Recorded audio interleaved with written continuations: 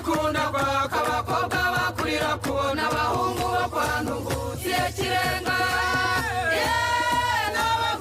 yampaye inka Nyiramaganda arayinyaga kuri Mudende ari kwishavu na Rugara bikinihira Kamuzinzi ari mu biro nangiye ndeburege yabona ifasi Kanyarugari nta kinyakura kurya kuri Karama ari wabo wose kuvuga umuntu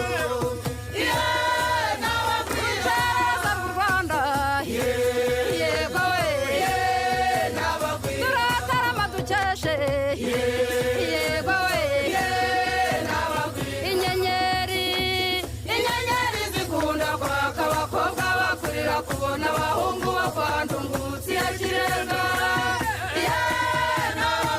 yampaye inka Nyiramaganda arayinyaga kuri Mudende ari kwishavu na Rugara bikinihira Kamuzinzi ari mu biro